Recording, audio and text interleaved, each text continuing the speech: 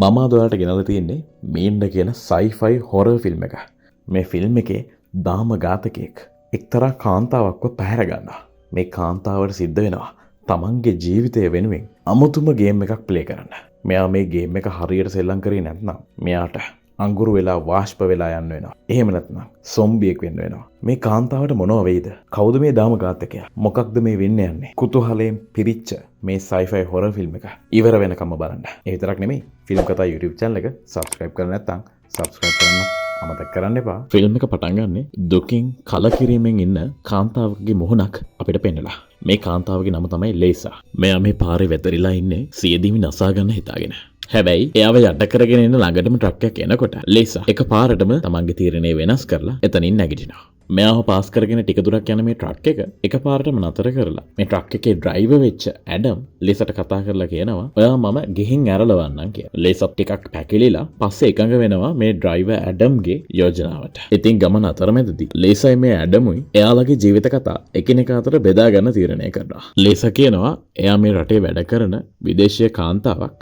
එයා දැන් මෙහි වේටර්වරියක් ලෙස තමන්ගේ රැකියාව කරගෙන යනවා කියලා කියනවා. ඒ වගේම ලීසා මෙතනදී දුක හිතන කතාවක් කියනවා. ලීසා කියනවා එයාට දුවෙක් හිටියා. අද ඒ දුව හිටියා නම් එයාගේ 9 වෙනි උපන්දිනේ අද මාත් එක්ක සමරන්න තිබ්බා කියලා. ඒ කියන්නේ කලින් ලීසා සීදිවි නසා ගන්න හිතාගෙන අර පාරේ වැතිරිලා හිටියේ තමන්ගේ දුවව නැති වෙච්ච ඒ දුක ඒ වේදනාව ආයෙත් ලීසට දැනිලා වෙන්නේ නැති. මේක අහන ඇඩම් තීරණය කරනවා තමන් ගැනත් පොඩ්ඩක් ලීසට කියන්න. ඇඩම් කියන්නේ මොරකරුවෙක් ලෙස රැකියාව කරගෙන යන කෙනෙක්.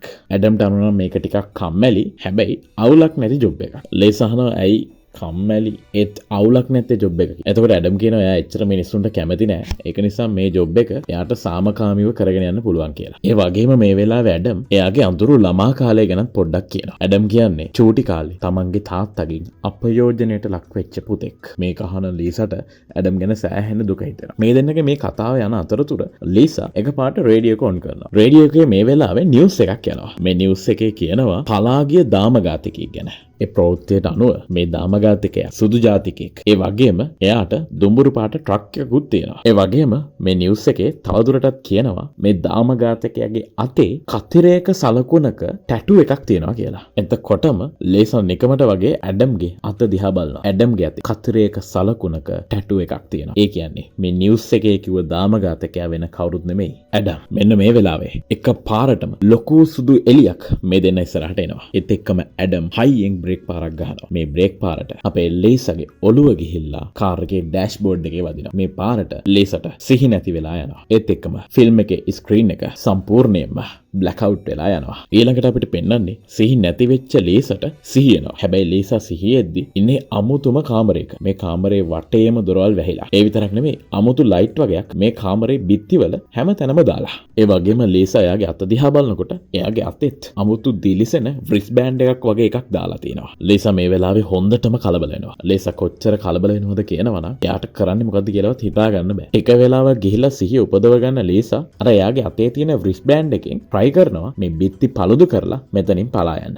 ඒත් එක්කම මේ චූටි කුටියේ තියෙන එක බිත්තියක රවුම් දොරක් එක පාරටම විවර වෙනවා. මේ ඇරිච්ච දොරෙන් යන්න තියෙන්නේ ඊටාම පටු උමම් මාර්ගයේ. ඒ කියන්නේ මේ දොර ඇරෙන්නේ පටු උමගකට. දෙපාරක් නොහිතන ලීසා අර ඇරිච්ච දොරෙන් මේ පටු උමගට ඇතුල් වෙනවා. ලීසා ඇතුල් වෙනවත් එක්කම එක පාරටම අර රවුම් දොර වැහෙනවා. දැන් ලීසා මේ පටු උමං මාර්ගය ඇතුලේ හිර වෙලා ඉන්නේ. ඒත් එක්කම අර ලීසාගේ අතේ බැඳලා තියෙන බ්‍රිස් බෑන්ඩ් එක එහෙම නැත්නම් වොච් එකක් වගේ උපකරණයෙන් ලොකු එලාම් සද්දයක් ලීසා එක දිහා බලනකොට තමයි ලීසා දකින්නේ මේ වොච් එකේ දැන් වෙලාවක් පෙන්නනවා. ලීසාගේ අතේ තියෙන මේ ඔරලෝසුවක් වගේ උපකරණේ හරියටම මිනිත්තු 11ක් පෙන්නනවා. හැබැයි ලීසාට තේරෙන්නේ නැහැ මේ මිනිත්තු 11 කියන එකේ තේරුම මොකක්ද කියලා. දැන් ලීසාට කරන්න කිසි දෙයක්ම නැහැ. මොකද ආයි පස්සට යන්නත් බෑ. ආයි අර කලින් හිටපු කුටියට යන්නත් බෑ. හේතුව දැන් දොර වැහිලා ඉවරයි. ලීසාට දැන් කරන්න තියෙන්නේ එකම එක දෙයයි. ඒ මේ උමග දිගේ ඉස්සරහට යන්නේ. ඉතින් ලීසා තීරණය කරනවා මේ උමග දිගේ ඉස්සරහට යන්න. ලීසා මේ උමග දිගේ බඩගාගෙන ඉස්සරහට යනකොට ලේසට තව ඕපනින් එකක් හම්බෙනවා. ලේසා හිතනවා මෙතනින් මේ ගමන ඉවර ඇති කියලා. හැබැයි ඒ ඕපනින් එකෙන් ගිහුවාම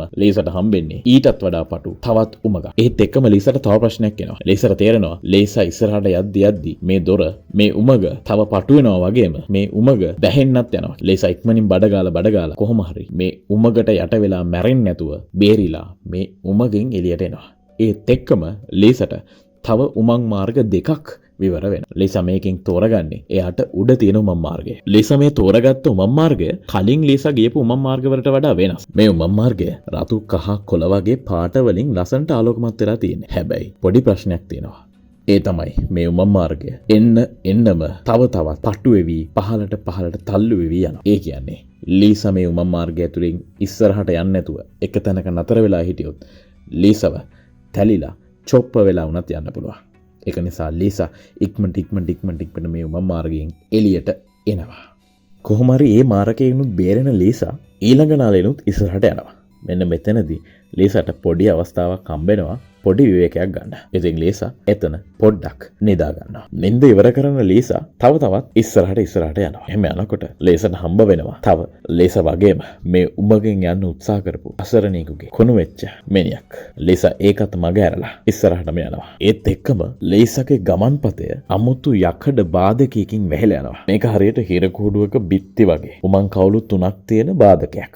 ඒත් එක්කම ලීසාගේ අතේ තියෙන ඔරලෝසුව රතු පාටට හැරෙනවා. ඒත් එක්කම ලීසා ඉන්න නලයත් රතු පාට වෙලා ගිනි විදින්න පුළුවන් බට වගේක්. එහෙම නැත්නම් ෆ්ලේමින් ටියුබ්ස් වගේක් එක පාරටම මතු වෙනවා. ලීසාට තේරුම් යනවා වෙන්න යන දේ එච්චරම හොඳ දෙයක් නෙමෙයි කියලා. ඒ කියන්නේ රතු සිග්නල් එක ලීසාට ගේන්නේ නරක දේවල් කියලා ලීසාට තේරෙනවා. ඒත් එක පාරටම නලේ එක බිත්තියක් ඕපනින් වෙලා ලීසාට මේ ගිනි වලින් බේරිලා ඉන්න පුළුවන් සේෆ් සෝන් එකක්. ඒ කියන්නේ ආරක්ෂිත කලාපයක් මේ නලය ඇතුළෙම හැදෙනවා. ලීසාට තියෙන්නේ මේ ගිනි ජාලාව ලීසාව පුච්චලා අලු කරන්න කලින් අන්න අර ආරක්ෂිත ප්‍රදේශයට ගිහිල්ලා ආරක්ෂා වෙන්න විතරයි. ලීසා ආරක්ෂිත කුටියට ගියපු ගමන් ලීසාගේ ඔරලෝසුව කහ වෙනවා. ඒත් එක්කම අර නලය ගින්දරින් වැහිලා යනවා සම්පූර්ණයෙන්ම. ලීසා එළියට ගිහින් බලනකොට ලීසා දකිනවා අර නරක් වෙලා කොණු වෙලා තිබිච්ච මල කඳත් දැන් මේ ගින්දර නිසා පිච්චිලා අලු වෙලා අඟුරු වෙලා නැති වෙලාම ගිහින් කියලා. මෙහෙම තවදුරටත් ඉස්සරහට යන ලීසා එක් තැනකදී මේ දේ කරන්නම ඕනේද කියලා කල්පනා කර සෑහෙන දුක් වෙනවා. තව චුට්ටක් නලය දිගේ ඉස්සරහට යනකොට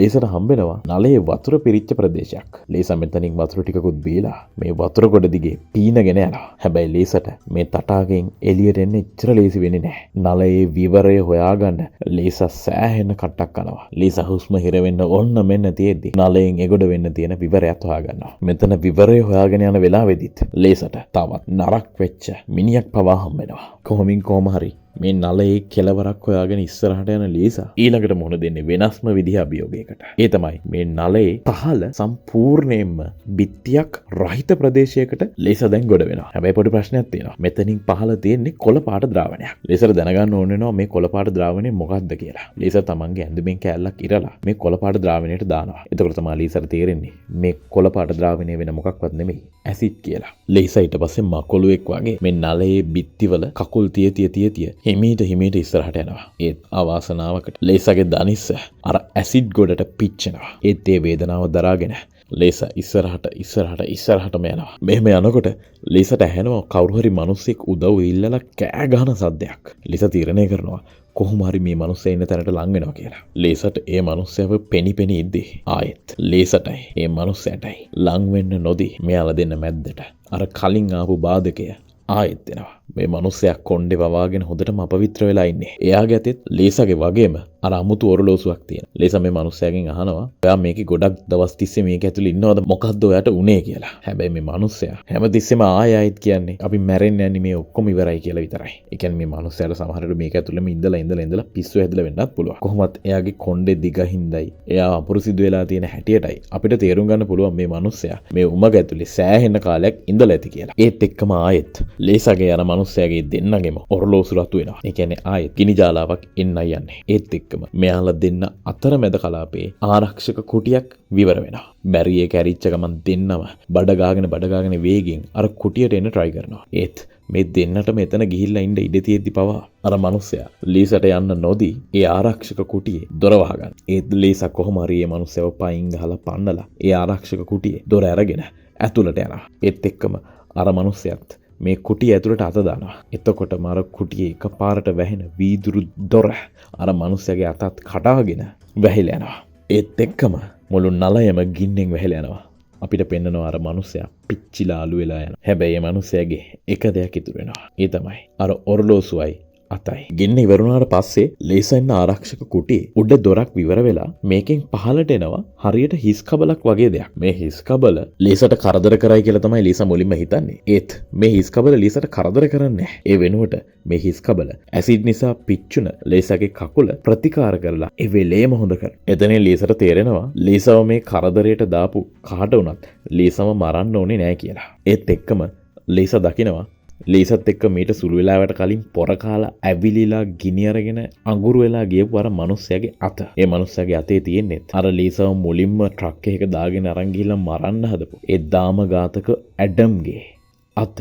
ලීසා දකිනවා ඇඩම්ගේ අතේ තිබිච්ච කතිර ටැටූ එක මේ මිනිස්සයාගේ අතේ තියෙනවා. එතකොටම ලීසා අර මිනිඔලුවගෙන් අහනවා මං කොහොමද මෙතෙන්ට ආවේ මොකද්ද මෙතන උනේ කියලා. එතකොට මේ මිනිඔලුවේ කටින් මොකද්ද අමුතු ටියුබ් එකක් වගේ එකක් ඇවිල්ලා ලීසාගේ ඇඳුමට සෙට් වෙනවා. ඒක සෙට් වෙච්ච ගමන් ලීසාට පරණ මතකයක් එකපාරටම එනවා. ඒ තමයි ලීසායි ඇඩමුයි අර ට්‍රක් එකේ එන වෙලාවේ අර එකපාරට ලොකු ආලෝකයක් ආවේ. අන්න ඒ වෙලාව. එතකොට ලීසා දකිනවා ඇඩම් ලීසාට පිහියකින් ඇනගෙන ගිහිල්ලා කාර් එකෙන් පයින් ගහලා තල්ලු කරනවත් එක්ක කියලා. ඒත් එක්කම ආයෙත් අර ලොකු එළිය ඇවිල්ලා ලීසාව එකපාරට අතුරුදහන් වෙලා යනවා කියලා ලීසා දකිනවා. ලීසා ඊට පස්සේ අර ආරක්ෂක කුටියට සමුදීලා ඇඩම්ගේ අතත් අරගෙන මේ නලයෙන් එළියට එනවා. ලීසා දකිනවා මේ ඇඩම්ගේ අතේ අමුතු පච්චයක් තියෙනවා. අර කලින් දැකපු කතර පච්ච නෙමෙයි. ඊට අමතරව වෙනත් අමුතු පච්චයක් ඇඩම්ගේ අතේ තිබිච්ච ඔරලෝසුවට යටින් තියෙනවා කියලා ලීසා දකිනවා. ඒකේ තියෙන්නේ නිකන් කතර ටිකකුයි අමුතු කොටු ටිකකුයි විතරයි. ලීසාට තේරුම් ගන්න බෑ මේ මොකද්ද කියලා. ඒත් එක්කම ලීසා දකිනවා මේ නලයෙන් ලීසා ඉන්න පැත්තට ලොකු ෆෑන් එකක් එනවා කියලා. ලීසා අර ඇඩම්ගේ අත මේ ෆෑන් එකට දාලා බලනවා. එතකොට ලීසාට තේරෙනවා මේ ෆෑන් එකට පුළුවන් ලීසාව කෑලි වලට කපලා දාන්න කියලා. මොකද අර ඇඩම්ගේ අත මේ ෆෑන් එක කෑලි කරලා දැම්ම. එතනිනුත් කොහොම හරි බේරෙන ලීසා මේ නලය දිගේ තවත් ඉස්සරහට යනවා. එහෙම යනකොට ලීසාට තේරෙනවා කවුරු හරි ලීසාගේ පස්සෙන් එනවා කියලා. නිකමට වගේ පස්ස හැරලා බැලද්දි ලීසා දකිනවා තොම්බියෙක් වගේ අමුතු සතෙක් ලීසාගේ පස්සේ ලීසා යන වේගෙන්ම යනවා කියලා. ලීසා ඒ සතා දිහා බැලුවම ලීසා තේරුම් ගන්නවා මේ සතාට ඇස් පේන්නේ ලීසා ඉස්සරහට යන සද්දෙට තමයි මේ සතත් ලීසා පස්සෙන් එන්නේ කියලා. තවත් හොඳට බලද්දි ලීසාට තේරෙනවා මේ සතාගෙත් එක අතක් නැහැ කියලා. එතකොට තමයි ලීසා තේරුම් ගන්නේ මේ ඉන්නේ අර පිච්චිලා ගියපු ඇඩම් කියලා. ලීසා මේ වෙලාවේ ටිකක් කලබල වෙලා හයියෙන් නලේ ඉස්සරහට යනවා. ඒත් එක්කම අර ඇඩම් සොම්බියත් ලීසාගේ පස්සෙන් වේගෙන් එනවා. එක තැනකදී මේ ඇඩම් සොම්බියා ලීසාව අල්ලත් ගන්නවා. හැබැයි ලීසා කොහොම හරි පයින් ගහලා මේ ඇඩම් සොම්බිගෙන් බේරිලා යනවා. ඒත් එක්කම ලීසාගේ අතේ තියෙන ඔරලෝසුවේ ආයෙත් විනාඩි 11 ටයිමර් එක ඔන් වෙනවා. ලීසා ඊට පස්සේ පැනික් වෙලා හයියෙන් ආයෙත් යන්න ගන්නවා. එහෙම යනකොට ලීසා අමුතු ලස්සන කාමරයකට ඇතුළු වෙනවා. මේ කාමරය පිරලා තියෙන්නේ ලීසාගේ මතක වලින්. ලීසා ඉපදිච්ච දවසේ ඉඳන් ලීසාගේ මතක වලින් මේ කාමරය සම්පූර්ණයෙන්ම පිරීලා. ලීසා චූටි කාලේදී විතරක් දැක්ක ලීසාගේ තාත්තව. ඒ විතරක් නෙමෙයි. ලීසා දකිනවා ලීසා ලොකු වෙනවා. ලීසා ලොකු ළමෙක් විදිහට මේ සමාජයට එනවත් ලීසා දකිනවා. මේ හැම දෙයක්ම ලීසාගේ අතීත මතක. ඔන්න එතකොටම ලීසාගේ දුක්බර මතකයට එනවා. ඒ තමයි ලීසාගේ දුව නීනා.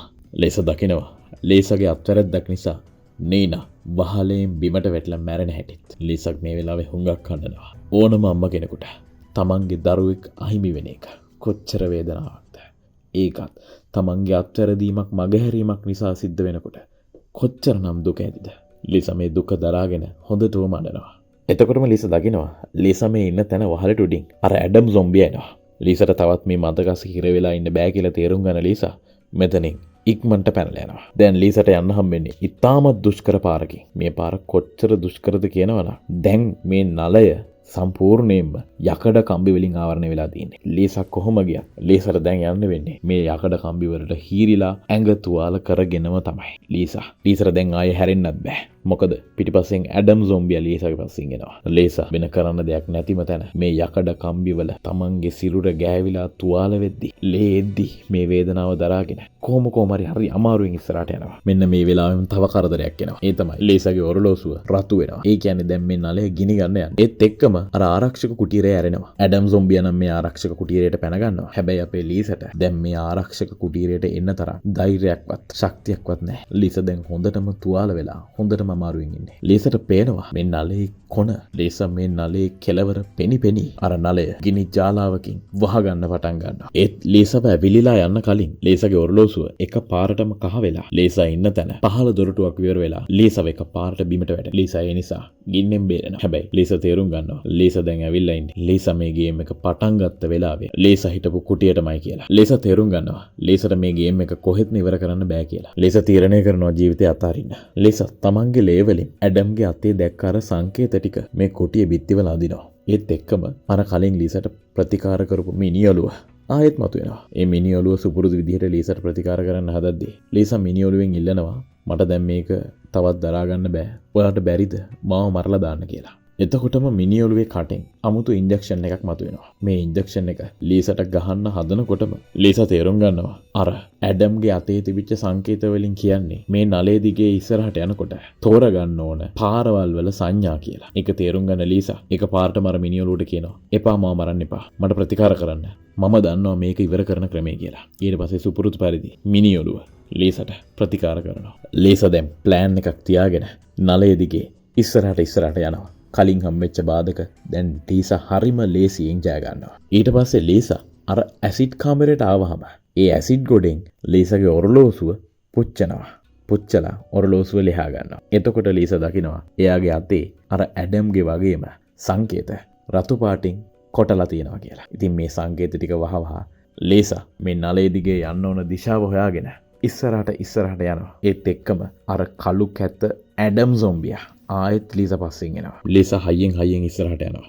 මෙයාලට හම්බෙනවා හරි අමුතු කුටියක්. මේ කුටියේ ගුරුත්වාකර්ෂණය 4 වටේ. ඒ කියන්නේ මේ කුටියෙන් ලීසටයි මේ සොම්බියටයි ලේසියෙන් එළියට යන්න බෑ. මොකද මේ කුටියේ යාලා මොන පැත්තේ හිටියත් ගුරුත්වාකර්ෂණය තියෙන්නේ ප්‍රතිවිරුද්ධ පැත්ත. කොහොම හරි හෙන්න අමාරුවේ මේ කුටියනුත් එළියට එන ලීසා සංකේත පෙන්වන දිශාවල් අනුව ඉස්සරහට යනවා. ඒත් එක්කම එක තැනකදී ලීසාගේ ඔරලෝසුව අමුතු දම් පාටකට හැරිලා ඒ ඔරලෝසුව බීප් කියලා හෙන සද්දෙට එලාම් කරන්න ගන්නවා. එහෙමම තව ඉස්සරහට යන ලීසට ඊට පස්සේ හම්බෙනවා ගර්භාෂයක් වගේ හරි අමුතු තැනක්. ලීසා ඊට පස්සේ මේකෙත් කුටීරේ ඉරාගෙන මේක ඇතුළටත් යනවා. මේක ඇතුළෙත් අමුතුවත් වගේ දේවල් ටිකක් ඇවිල්ලා ලීසට කුටීරේ අරගන්න ඕන දොරවල් පව පෙන්නනවා. කොහොම හරි මෙතනින් බේරිලා යන්න හදනකොටම එක පාරටම අර ඇඩම් සොම්බියා ආයෙත් මතුවෙනවා. ඇඩම් සොම්බියාගෙන් හරි අමාරුවෙන් බේරෙන ලීසා මෙතනින් කොහොම හරි එළියට යනවා. ඒත් එක වෙලාවකදී මේ ඇඩම් සොම්බියා ලීසාගේ කකුල පව අල්ල ගන්නවා. ලීසා ඇඩම් සොම්බියාගේ මුණ චොප්ප වෙන්න ගහලා එතනින් පැනලා යනවා. ඊට පස්සේ ලීසට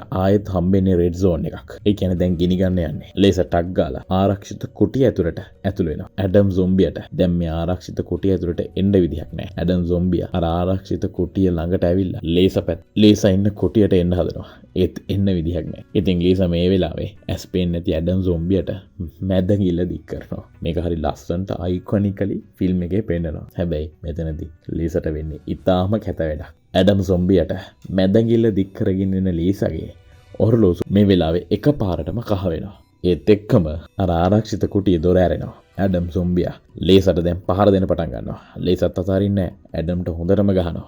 ගහලා ඇඩම්ගේ ඔළුව බිත්තියට තියලා තද කරලා චොප්ප කරලා මරලා දානවා. ඊට පස්සේ ලීසා හිමින් ආයෙත් එයාගේ ගමන යනවා. එයාගේ අතේ තියෙන සංඥා දිහා බලාගෙන තමයි මේ ගමන යන්නේ. ඒ කියන්නේ දැන් ලීසා යන්නේ හරි පාරේ. ඒත් මෙහෙම ඉස්සරහට යනකොට ලීසාට හම්බෙනවා ලීසාගේ මතක අතර තිබුණු ලීසාට හොඳටම පුරුදු දෙයක්. ඒ තමයි නීනාගේ ආසම සෙල්ලම් බඩුව. ඒත් එක්කම ලීසා ළඟට ලීසාගේ නැති වෙච්ච දුව නීනා එනවා. නීනා ලීසාව අරන් යන්නේ ලීසා යන්න ඕන හරි පාරේ නෙමෙයි. ඒත් තමන්ගේ ආදරේ නීනා දිහා හරි ආසාවෙන් බලන් ඉන්න ලීසා වැරදි පාර බව දැන නීනා පස්සෙන් යනවා. ඒත් ලීසා තේරුම් ගන්නවා මේ ඉන්නේ ඇත්තම නීනා නෙමෙයි. මේ පාරේ තවදුරටත් ඉස්සරහට ගියොත් මට වෙන්නේ මැරෙන්න කියලා. ඒක තේරුම් ගන්න ලීසා තමන්ගේ නැති වෙච්ච දුව නීනාව බදාගෙන නීනට කියනවා මට හරි පාරේ යන්න වෙනවා. මට සමා වෙන්න කියලා. ලීසා ඊට පස්සේ නීනව දාලා හරි පාරේ යනවා. ලීසා දැන් උමගේ අවසාන කෙළවරට ඇවිල්ලා තින්නේ. ලීසාට දැන් කෙළවර තියෙන ආස පවා පේනවා. හැබැයි පොඩි ප්‍රශ්නයක්. ලීසාට මේ උමගේ කෙළවරටම යන්න නම් පහු කරන්න වෙනවා කැපෙන තියුණු තල තියෙන කොටසක්. හැබැයි ප්‍රශ්නේ තමයි මේ තියුණු තල එක වේග වලින් උඩට පහළට යන එක. ලීසාට හම්බෙන පළවෙනි තලය තප්පර 4කට සැරයක් තමයි උඩට පහළට යන්නේ. ලීසා මේ තප්පර 4 ගානට ගෙනලා පළවෙනි තලයෙන්ුත් බේරෙනවා. දෙවෙනි තලය තප්පර 3යි ලිසා මෙතනෙනුත් සීරීමක්වත් නැතුව බේරෙනවා. හැබැයි තුන්වෙනි තලය තප්පර 2කට සැරයක් තමයි ඉහළ පහළ යන්නේ. ඒ කියන්නේ ලීසට මේ තලෙන් රිංගන්න හම්බෙන්නේ තප්පර 2යි. මේ තප්පර 2 ඇතුලේ මේ තලෙන් රිංගන එක කරන්න ඉතාම අමාරු වැඩක්. හැබැයි ලීසා තීරණය කරනවා මම මේක කොහොම හරි කරනවා කියලා. ලීසා රිංගනවා. හැබැයි මේ තලයට ලීසාගේ කකුල කැපිලා යනවා සම්පූර්ණයෙන්ම. ලීසා තමන්ගේ කකුලත් කපාගෙන නිදහස හොයාගෙන මේ නලෙන් එළියට යන තැන ළඟටම යනවා. හැබැයි ලීසා එතනට ගියාම ලීසට එළියට යන්න හම්බෙන්නේ නැහැ. ලීසා තේරුම් ගන්නවා ලීසා මෙච්චර වෙලා බලන් ඉඳලා තියන්නේ හස දිහා නෙමෙයි. ලීසා බලන් ඉඳලා තියන්නේ කෘත්‍රිම ආසක් දාපු තිරයක් දිහා කියලා. ඒ කියන්නේ ලීසා මේ අවසානයේ කියලා දැකලා තියෙන්නේ අවසානයේ නෙමෙයි. ඒත් එක්කම මේ නලය ආයෙත් රතු පාට වෙලා ලීසාව පුච්චන්න යන්නේ. එතකොටම අපිට පෙන්නනවා ආයෙත් සුදු පාට අමෝතු ආලෝකයක් ඇවිල්ලා ලීසාව ඒ ආලෝකයේ තියෙන පැත්තට ඇදිලා යනවා කියලා. එතකොටම ලීසා නැගිටින්නේ හරිම වෙනස් පැත්තකින්. ලීසා දැන් නැගිටින්නේ දියැලක් ළඟින්. ලීසාගේ තුවාලත් ඔක්කොම හොඳයි. ලීසාගේ කකුලත් දැන් හොඳට තියෙනවා. එතකොටම අපිට පෙන්නනවා එකපාරටම නීනත් මතුවෙනවා. ලීසා නීනගෙන් අහනවා මම නැති වෙලා දින්නේ මම මැරිලා දින්නේ කියලා. නීන උත්තර දෙනවා අම්මට ඔයාගේ ශරීරයේ හුඟක් පාරක් මැරුණා. හැබැයි දැන් ඔයා ආරක්ෂිතයි කියලා. ඒත් එක්කම අපිට පෙන්නනවා ලීසයි නීනයි මේ ඉන්නේ පෘථුවිය නෙමෙයි වෙන ග්‍රහ ලෝකයක වෙන්නේ නැති කියලා. ඔයාලා හිතන්නේ ලීසට මොකද උනේ? ලීසාව මේ කොහෙටද ගියේ? මරණයෙන් මතු ලෝකයකටද? එහෙමත් නැත්නම් අර විශාල සුදු එළිය පිටසක්වල ජීවින්ද? මේ වගේම ෆිල්ම් එකකින් ආයෙත් හම් වෙනකම් අපිව සබ්ස්ක්‍රයිබ් කරලා තියාගන්න. පරිස්සමෙන් ඉන්න. Take care.